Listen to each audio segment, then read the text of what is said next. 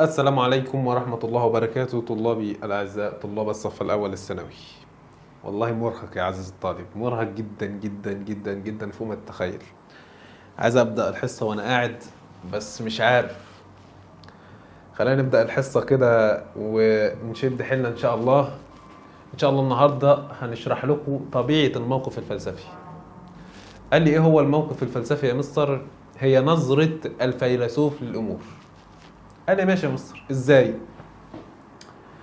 قال لي يقصد بكلمة موقف هي النظرة العامة أو التوجه العام للشخص المتفلسف حين يتناول أي أمر يثير تفكيره، ولكن موقف خصوصية معينة، موقف خصوصية معينة آسف.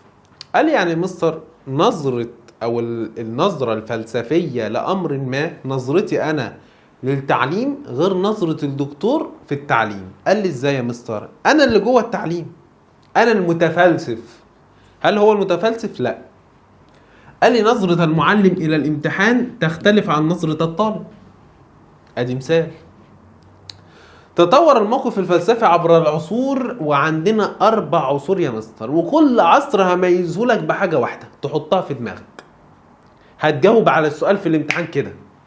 قال لي جميل، لأن بيجيب لك السؤال الاختيارات ال4 عصور ويقول لك الموقف ده حصل في أنهي عصر. قال لي ماشي. العصر اليوناني جسد مبدأ سقراط اعرف نفسك. يعني ايه يا مصر؟ يعني اكتشاف الانسان لنفسه. قال لي ازاي؟ الموقف الفلسفي في هذا العصر يعبر عن هذا المبدأ، عن اكتشاف الانسان لنفسه. مثال: اكد سقراط على ان الفضيلة هي ادراك الخير، وبالتالي هي علم ينبع من العقل ويظهر في السلوك. قال لي مثال: قدم ارسطو توضيح لشكل الحكومة الصالحة في كتابه السياسة. قال لي ماشي يا مصر. دخلنا بعد كده على العصر الوسيط. قال لي يا مستر والعصر ده بيتميزه حاجه، ان هو بيجمع ما بين الفلسفه والدين.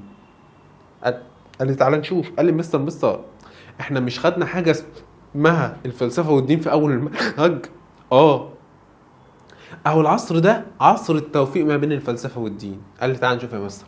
في هذا العصر ظهرت مشكله لدى الفلاسفه، وهي التوفيق بين الفلسفه والاديان السماويه. الفلسفة المسيحية: الفلسفة هي الطريق على الإيمان. مثال: يذكر أغسطين أن المسيحيون يتعجبون عندما يعلمون مفاهيم أفلاطون المتعلقة بالإله لأنها تبدو لهم مشابهة لدينهم. قال لي فلسفة الإسلام: إثبات أن أصل الوجود وطبيعة الإنسان ينتهي إلى الإيمان بالوجود الإلهي بوحدانية الإله الله الواحد الأحد. مثال: محاولة الكندي والفراوي التوفيق بين الفلسفة والدين الإسلامي. قال لي فالعصر ده يا مستر اسمه العصر الوسيط، كله عايز يوفق ما بين الفلسفة والدين، سواء دين مسيحي أو سواء دين إسلامي. قال لي جميل. دخلنا بعد كده على العصر الحديث. قال لي دعوة الفلاسفة في مطلع العصر الحديث إلى مناهج علمية جديدة. تطوير بقى يا مستر، تطوير بقى وبالتجارب ومش عارف إيه. مثال: دعوة ديكارت إلى تجديد الفكر الإنساني عن طريق الشك من أجل الوصول للحقيقة. رفض بيكون الاستقراء الأرسطو ودعا إلى منهج علمي جديد. قدم ميل 5 طرق للتحقق من الفرض العلمي. قال لي يا مستر ابتدى العلم يتمكن في العصر الحديث. قال لي العصر الراهن بقى اللي احنا عايشينه دلوقتي او العصر الحالي، قال لي يا مستر ابتدت بالقضايا الحياتية المباشرة. انسان مثل البيئة والفنون والسينما والمسرح والموسيقى، قضايا المرأة وقضايا الأخ. مثال الاستنساخ، هي المفروض هنا الأخلاق، قضايا الأخلاق. قال لي يا مستر في حاجة هناخدها اسمها البيوتيقا. قال لي دي اسمها الأخلاق التطبيقية، دي هناخدها الترم الثاني أصلا، بتدرس بقى كل المشاكل القضايا الحياتية. مثال: اهتمام الفلاسفة بأخلاق البحث العلمي في مجالات الطب والبيولوجي. قال لي يعني ايه يا مستر اهتمام الفلاسفة بأخلاق البحث العلمي؟ اهو البحث العلمي ده زي ما هو فائدته كبيرة جدا سلبيته كبيرة جدا برضه. ما هو البحث العلمي ده سلاح ذو حدين. في ناس بتعمل ابحاث علميه عشان تساعد الانسان، وفي ناس برضو بتعمل ابحاث علميه عشان تدمر الانسان. قال لي ازاي يا مستر؟ هقول لك، هديك مثال بسيط كده هتفهمه. في وقت ما حصل مشكله ان ابتدوا يعملوا اجنه وياخدوها يكبروها وياخدوا منها الاعضاء ويرموها. قال لي ايه ده يا مستر؟ اللي انت بتقوله ده؟ اه والله. ابتدوا يعملوا ايه؟ يجيبوا جنين يبقى لسه جنين قد كده، ياخدوه يحطوه مش عارف في اجهزه مع ايه، يكبر يبقى طفل، ياخدوا منه الاجهزه او الاعضاء بتاعته ويرموه، يموتوه يعتبر. قال لي اديك مثال تاني، زراعه الاعضاء. احنا دلوقتي ممكن ناخد عضو من بشر ونحطه في شخص تاني. دلوقتي بقى ممكن ياخدوا البشر يفضوا منه الاعضاء كلها ويحطوه في شخص تاني عشان الشخص ده اهم من الشخص ده. فالبحث العلمي ده سلاح ذو حدين، وكل المشاكل دي فين؟ في العصر الراهن. قال لي جميل يا مستر. قال لي خصائص الموقف الفلسفي. قال لي يا مستر اهو الشخص المتفلسف ده او الموقف الفلسفي لازم يكون فيه 4 حاجات لازم يبقوا موجودين فيه. قال لي زي ايه يا مستر؟ رقم 1 الدهشة وإثارة التساؤل. قال لي يا مستر الدهشة تحدث عند مواجهة شيء غير متوقع وغير مألوف. قال لي مستر وانا قاعد دلوقتي لقيت شهب معدية في السماء يا مستر. معدية في السماء يا مستر.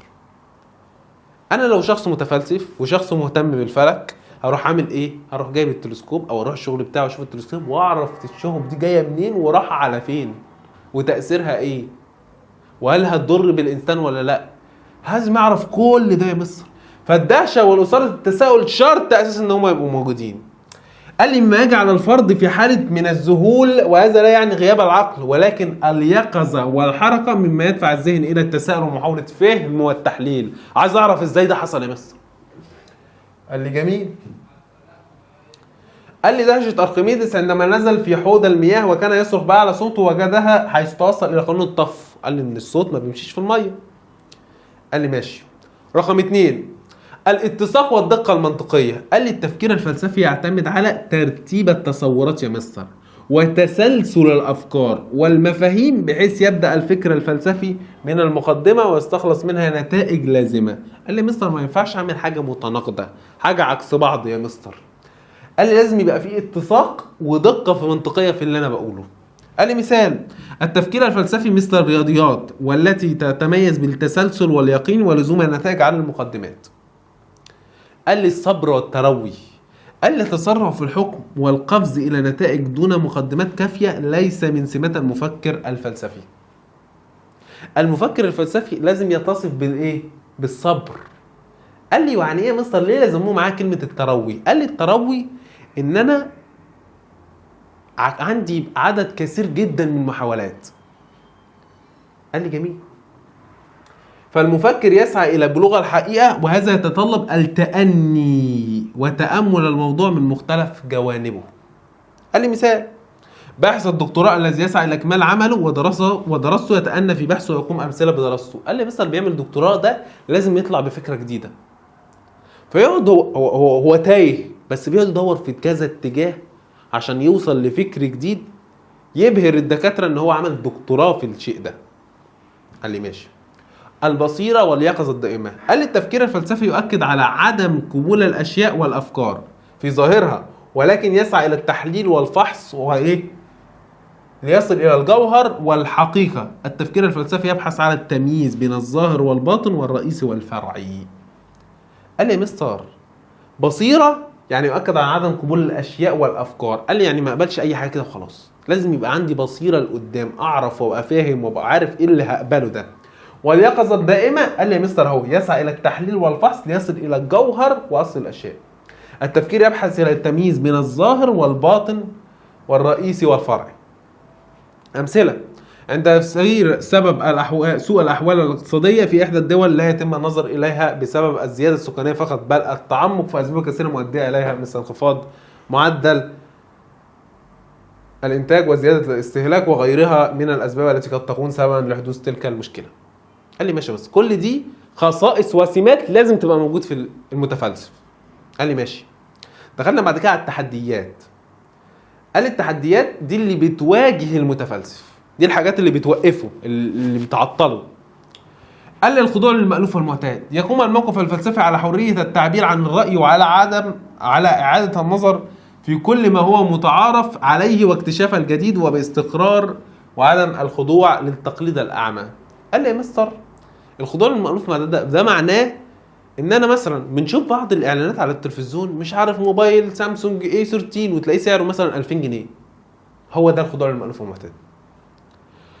هو سامسونج الاصلي معمول بامكانيات حلوه جدا، الخضوع للمألوف والمعتاد عمل لك فريم وشكل وموبايل شكله جامد جدا، لكن هو من جوه زباله، زباله ومتجمعه، عمل لك بيها تليفون.